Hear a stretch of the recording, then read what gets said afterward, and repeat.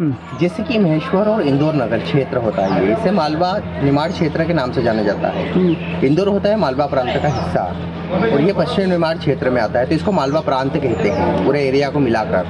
तो इस क्षेत्र के प्रथम राजा थे सूबेदार मल्हारराव जी होलकर। सूबेदार मल्हारराव जी पेशवाओं के पास एक सूबेदारी का काम करते थे। तो सूबेदार मल्हारराव जी के अच्छे कार्यकाल से खुश होकर पेशवाओं ने इनको ये रियासत प्रेजेंट कर दिया कि आप अपना स्वयं शासनकाल चालू कर लीजिए आपके एरिया में, निमाड़ एंड मालवा में। तो मल्हारराव जी ने सन 1731 में इंदौर नगर को राजधानी बनाई और इंदौर नगर से राज्य करना चालू किया। उनके कार्यकाल के दरमियान में देवी अहिल्याबाई का जन्म हुआ 31 मई 1725 अहमदनगर, ग्राम चौंडी, महाराष्ट्र। माणको जी शिंदे के यहाँ पर देवी अहिल्याबाई का जन्म सन 1725 में और यहाँ के राजकुमार थे मल्हारराव जी के बेटे, जिनसे अहिल्याबाई की शादी हुई थी पूना में शनिवारवाड़ा में। उस वक्त अहिल्याबाई की 8 साल उम्र थी जब उनकी शादी हो गई थी। 1725 में जन्म, 1733 में अहिल्याबाई का शादी हो गया।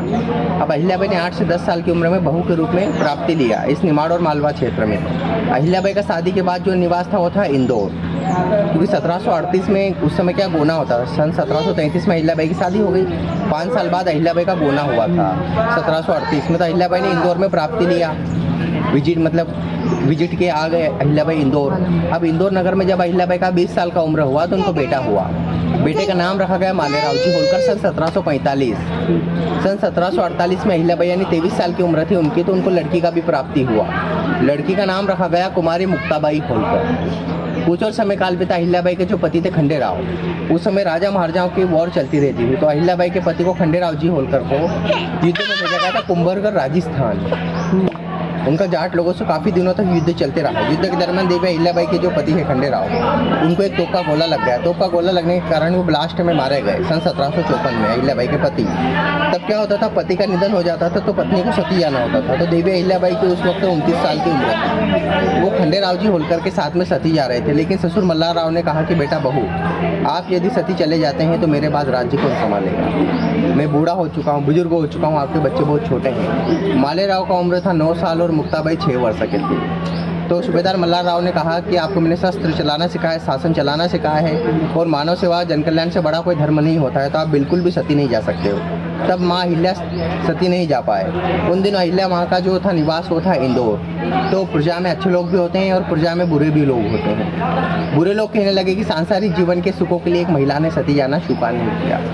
ऐसी उनके बारे में चर्चाएं चलने लगी इंदौर नगर में। तो अहिल्याबाई ने ये सारी बातें सूबेदार मल्हारराव जी को बताई। तो मल्हारराव जी ने कहा कि आप एक काम करिए, आपकी जो सास है गौतमाबाई, उनसे आप पूछिए जो खासगी जागीर में जो महेश्वर नामक माहेश्वती नामक स्थल है, आप वहीं पर अपना निवास शिफ्ट कर लीजिए। तो सूबेदार मल्हारराव के आदेश के अनुसार गौतमाबाई ने अहिल्याबाई के लिए पूरा घर बनवाया, ये पूरा।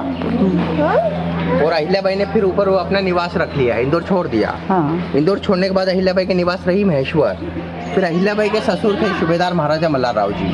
उनका मध्य प्रदेश के भिंड के आलमपुर गांव में निधन हुई सन 1766। अब मेन संचालक कौन था मल्हारराव जी के बाद? अहिल्याबाई, क्योंकि अहिल्याबाई की जो सास थी गौतमाबाई, उनकी 1761 में मौत हो गई। 1766 में जब सूबेदार मल्हारराव जी की मौत हुई तो अहिल्याबाई के पास से प्रॉपर्टी आई। अब विधवा महिला, उन्होंने इस जगह को राजधानी में कन्वर्ट कर लिया। तो अहिल्याबाई ने इस जगह को सन 1766 में राजधानी बनाई और यहाँ से राज्य करना चालू किया। अब सेकंड पदाधिकारी कौन? अहिल्याबाई का बेटा, जिसको बोलते हैं मालेराव जी होलकर। बतौर युवराज के तौर पर मालेराव को इंदौर के राजगद्दी में विराजमान किया गया।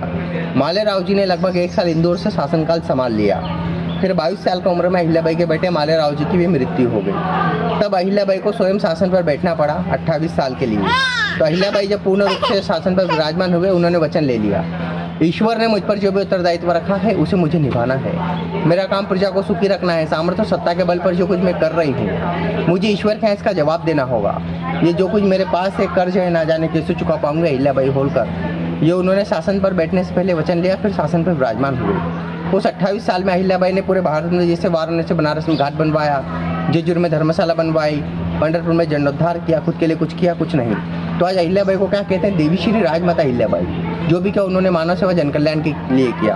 अहिल्याबाई का कहना था कि जीवन मिला भाग्य की बात है, मृत्यु मिली समय की बात है और मृत्यु के बाद भी जीवित रहे कर्म की बात है। तो अहिल्याबाई ने ऐसे कार्य किए तो उनको आज देवी के नाम से संबोधित किया जाता है भारतवर्ष के अंदर। एक साधारण रानी को देवी कहा जाता है क्योंकि उन्होंने खुद के लिए कुछ नहीं किया, जो भी किया पब्लिक के लिए किया।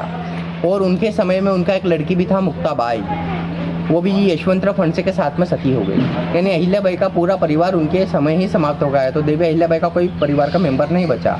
तो 13 अगस्त 1795 में जब अहिल्याबाई का निधन हुआ तो ये सारी प्रॉपर्टी तुकोजीराव फर्स्ट के पास चली गई। तुकोजीराव जो प्रथम थे फर्स्ट, वो सूबेदार मल्हारराव के कजन ब्रदर थे, तो सूबेदार के तौर पे काम करते थे यहाँ पर। तो उत्तराधिकारी के तौर पे उनको ये सारी प्रॉपर्टी मिली। तो उस जगह से फिर बाद में 11 राजा हुए। सभी ने इंदौर से राज्य किया। तो होलकरों की मेन राजधानी क्या है? इंदौर। और अहिल्याबाई का जो राजधानी है महेश्वर है। जब देवी अहिल्या माता जब शासन पे बैठते थे उस समय शिवलिंग हाथ में रखते थे। उनका जो आदेश होता था शिव आदेश और शंकर आदेश, इसलिए हर फोटो में माँ अहिल्या के साथ एक शिवलिंग दिखाए जाते थे। जैसे एक प्रतिमा बनी हुई है, 11 से 12 फीट का प्रतिमा है। महाराष्ट्र के एक एमएलए अनिल अन्नाजी गोटे, ये प्रतिमा महाराष्ट्र से दान में आई है। ये मुंबई में कोई पचन में कोई वो है, उन्होंने बनवाया है, मतलब बनाया है।